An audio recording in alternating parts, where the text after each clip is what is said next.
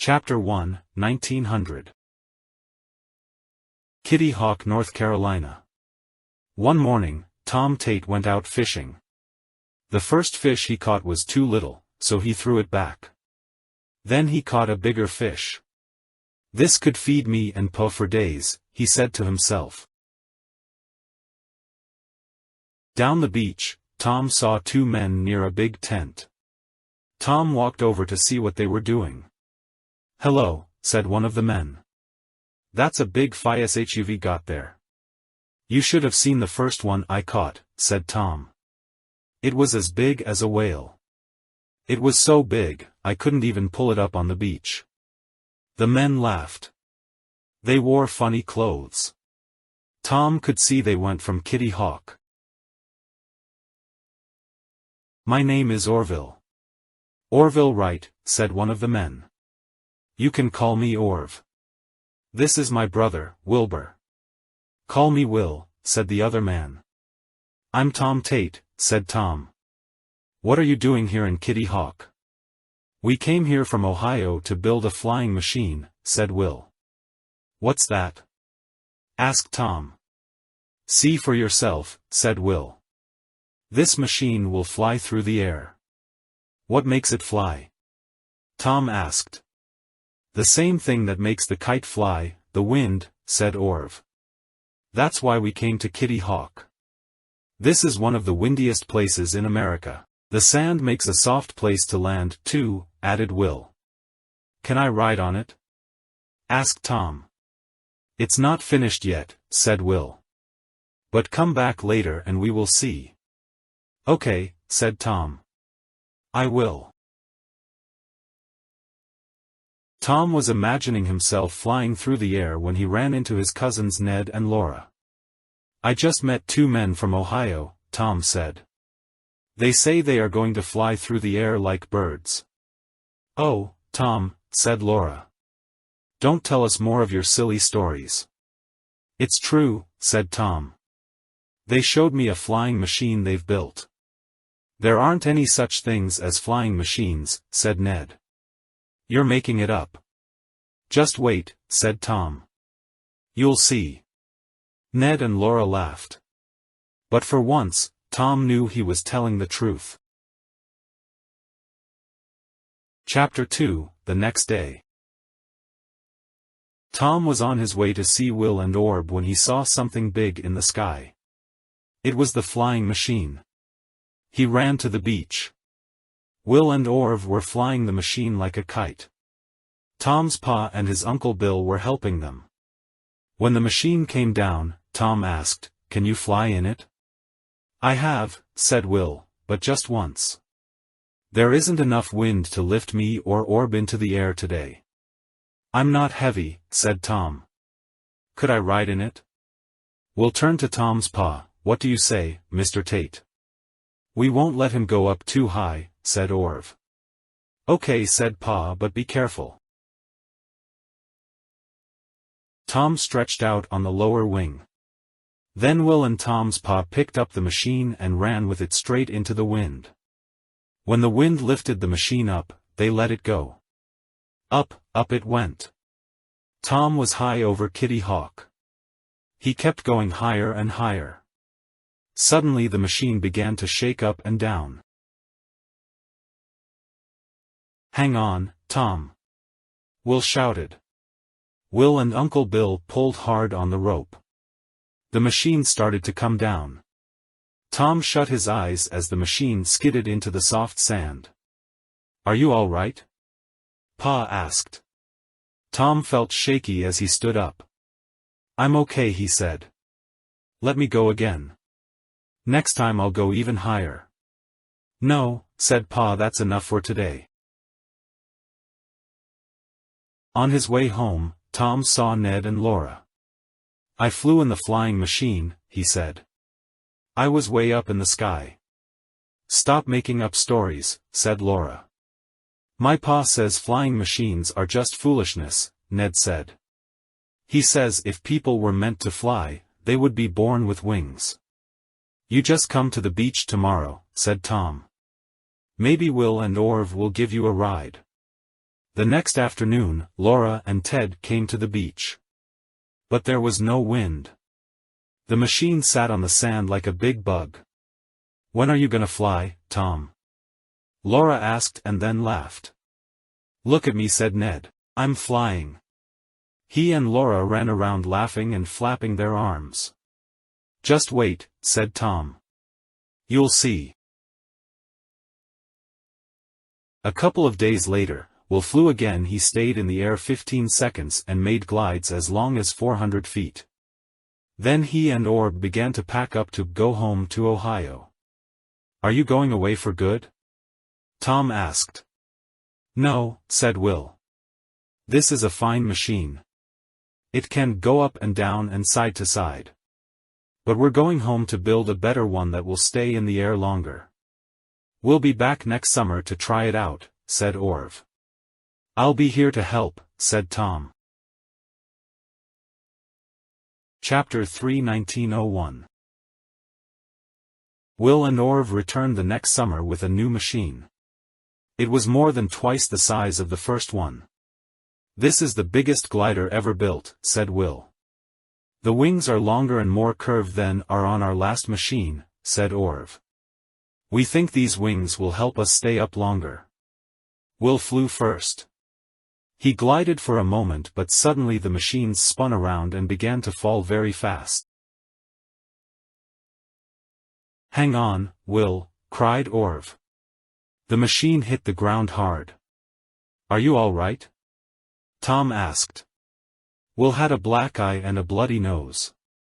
But otherwise he was not badly hurt. Will and Orv had to fix the machines, so they gave Tom's pa a job helping them. In a few days it could fly again. But something was still not right. At times it would stop suddenly and spin toward the ground. "What's wrong?" Tom asked. "We don't know," said Orv. "They may not know what's wrong," Pa said to Tom. "But I know I don't want you riding in that thing. It isn't safe." Will and Orv kept trying different adjustments, but something was still wrong. Finally they decided to return to Ohio. "You're not giving up, are you?" asked Tom. "I don't think men will fly for 1,000 years, said Will. Tom watched as Will and Orv walked away down the beach. He didn't think he would ever see them again. Chapter 4 1902 That winter passed slowly. One day Tom got a letter from Orv. "We have built a new machine with different wings." The letter began, "The wings are longer and more narrow. We have also added a tail for balance and to make better turns. We're coming back to Kitty Hawk to try it out." Will and Orv returned in September. Once again they gave Tom's pa a job helping them. The new machine worked much better than the last one. Will and Orv made almost 1,000 glides in it. "This is the machine we want," said Will. "We can control it. It will go up when we want it to go up. And it will go down when we want it to go down. And it will turn when you want it to turn," Tom said. "There is still one thing this machine won't do," said Will. "It won't fly without the wind." "We're going to put an engine on it," said Orv. "Then it will fly by itself, and will do something no one has ever done before. We will really fly." That winter, in Ohio, Will and Orv built an engine and propellers to push the machine through the air. But would it work? To find out, they would have to go back to Kitty Hawk. Chapter 5 1903 Will and Orv brought the new machine to Kitty Hawk. Right away things started to go wrong with the propellers. Orv had to go back to Ohio to make new ones. When he returned, storms with high winds made it dangerous to fly. One day, after a terrible storm, Tom's pa said, "It's impossible to fly in this weather. If those two don't stop soon, someone is going to get hurt. I don't want it to be you, Tom. I want you to stay away from the camp." "But Pa," said Tom, "Will and Orv are my friends. "It's too dangerous," said Pa. Tom missed Will and Orv, and he wondered about their machine. The weather was getting worse. What if they tried to fly? The morning of December 17th dawned very cold. The wind howled and shook the windows of Tom's house. "They'd be crazy to try to fly in this wind," said Tom's pa. "I'm going back to bed." While his pa slept, Tom left the house and headed down to the beach. Tom saw a bunch of rescue workers from the nearby life-saving station standing by Will and Orv's camp. It was the rescue workers' job to save sailors in storms. Had something happened to Will and Orv? Then Tom spotted the brothers. "We're going to try to fly today," said Orv. "These men have come to help us." Tom helped them and pick up the machine and put it on a long wooden track. Everything was ready, but the wind still howled. "This is it, Orv," said Will. The brothers looked at each other for a long time, as if they might never see one another again. Then Orv climbed into the machine. "Good luck, Orv," Tom shouted. Chapter 6 The same day. As Orv started up the engine, everyone held his breath. The wind was getting worse and Orv would take off right into it. The machine started to roll down the track. First it moved slowly against the wind, too slowly. Suddenly Tom heard Pa's voice. "Tom, what are you doing here?" "Pa, look!" Tom cried. Just then the machine began to rise into the air. It jumped up and down in the wind like a crazy bird, but the machine was flying. Everyone let out a big cheer, even Tom's pa. "Well, how about that?" Pa said. "I never thought they would make it." The machine flew for only 12 seconds and went only 120 feet, but that was enough. For the first time in history, a machine controlled by a human being flew under its own power. Will and Orv made 3 more flights that morning. After the last one, everyone went into Kitty Hawk. People shook Will's and Orv's hands and shouted. They did it. Laura and Ned were there too. "Is it true, Tom?" they asked. "Of course, it's true," said Tom. "I told you Will and Orv would fly." "We flew and Tom helped us," said Will. "When will you fly again?" "Laura asked Will and I are going home for Christmas," said Orv, "but we'll be back." "When they come back, they're going to let me fly the machine," said Tom. "I'll fly it all the way to the moon." "Will you ever stop making up stories, Tom?" asked Laura. "No one will ever fly to the moon," Ned said, and laughed. "Just wait," said Tom. "You'll see." Tom Tate was a real boy.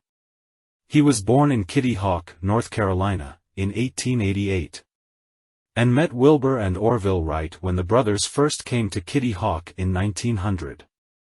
They became friends, and Will and Orv really did send Tom up in their first kite-flying machine. Following Will's first flight, Tom was the second person to fly in the Wright's glider. Tom's pa, Dan Tate, was employed by Will and Orv, and Tom's uncle, Bill Tate, also helped the Wright brothers. Tom spent his whole life around Kitty Hawk, where he was a fisherman and a hunter. He flew in an airplane only one other time, in 1926. Tom died in 1956. Tom never did fly to the moon. Nor did Will or Orv. But in 1969, when astronaut Neil Armstrong set foot on the moon, he honored the Wright brothers' work. He carried with him a piece of cloth from their first powered flight machine, the one that made that first brave flight the cold and windy morning of December 17, 1903.